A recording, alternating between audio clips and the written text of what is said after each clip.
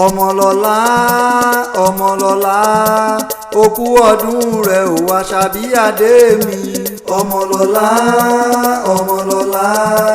òkú ọdún rẹ̀ ò Àṣàbí adé mi.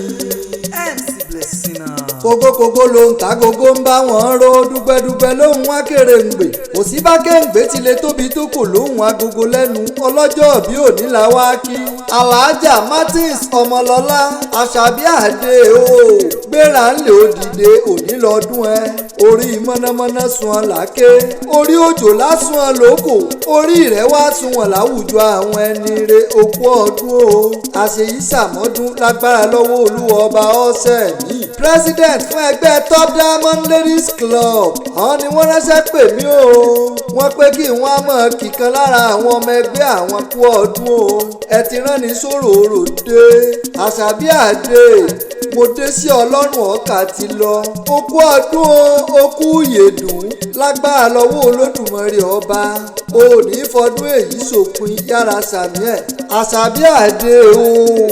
ọdọọdún ni láṣọ lógúnlógún ọdọọdún ni ìrókò ó so lọ́gbọ̀nlọ́gbọ̀n ọdọọdún làbí yáyá so tiẹ̀ láàádọ́rin ìwọ tó sọdún èyí àjọ péjú ṣe tẹ̀mí kọ́ ọ fọwọ́ pawú kó o fèrègì jóbì kọ́ ọ sọ̀pọ̀lọpọ̀ ọdún nílé ayé ń bí. Àṣàbí máa ń gbọ́ igba ẹṣin ò gbọ́dọ̀ dènà dọ́wọ̀ tó rọ́wọ̀ ní bàbá ẹṣin sin ìwọ lọ́mọ borí àwọn ọ̀tá rẹ. Àṣàbí ńlẹ́ o ọmọ Ìjàyè gbéra ńlẹ̀ òdìdé ilé bàbá rẹ tó lọ ńlẹ́ o Ìjàyè o ọmọ kùnmí àjàdí ìgbò kùnmí ti kùn mọ́ lóorun ààrẹ pè ọ́ ò ń dífá bífá rẹ bá fọre táàrí ọba fọre ń kọ́ ààrẹ ràkìtàn ó má díẹ̀ bọ̀ wálé kò jí kò gbé bẹ́ẹ̀ ni kò rà àgbákò ládìẹ ṣe nínú ilé bàbá rẹ aládìẹ ń lọgun ààrẹ ń lọ ta bàrẹ bá fúnni ládìẹ sìn lójúmọ́ àfìgbòdìdì ẹran lọ́wọ́ ẹni ìwìn wẹrẹ ti dorí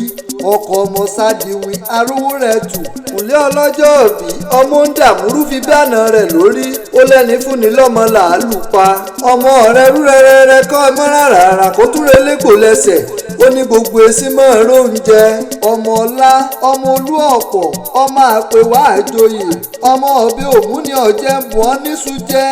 ọ̀bẹ mú iṣu ti tán oníkòyí ẹ̀ṣọ́ ni wọ́n kìran bàbá rẹ̀ ìkòyí ẹ̀ṣọ́ ọmọ àgbọ̀n tí í béèrè ìjà ọmọ àgbọ̀n tí ò rí kúsá kí ni kú ó fìran bàbá rẹ̀ ṣe ọmọ gbọ̀nyìn ọmọ gbọ̀nyìn ọmọ gbọ̀nyìn tó dì mẹ́sìn lẹ́yìn ẹsẹ̀ kọ̀jẹ́sí oníkòyí ó lè jẹ́ kó kọ̀jẹ́sí oníkòyí ó lè yẹ̀nà ọmọ sírò ń togun gbàrò ń togun jìgàn ń tọdẹ dùgbẹ̀dùgbẹ̀ ilẹ̀ rù kó aláìgbọràn nínú ilé bàbá ẹ̀yìn wọn kì í pagbọ̀n lágbọ̀n ní kò yí ilé èèyàn tó bá pagbọ̀n lágbọ̀n etí ogun ọba ni wọ́n ń re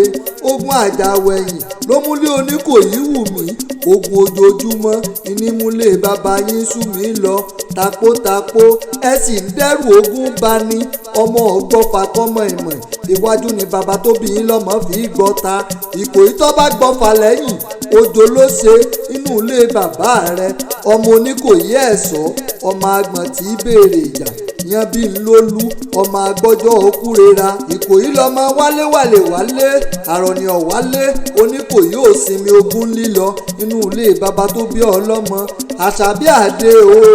Alhaja Martins ọmọlọ́lá o ní fọdún èyí sòpin lágbára lọ́wọ́ olúwa ọba ọ̀tẹ̀lẹ̀ yípẹ́ o sì ní tẹ́jú lẹ́mọ́lẹ̀ bọ́ ọ bá ń gbọ́. President fún ẹgbẹ́ Top Diamond Ladies Club òun ló pé kí wọ́n á mọ̀ kí ọ̀ ń gbèjégbèjọ ó kó sọdún èyí náà àjọ péjú ṣe tẹ̀mí.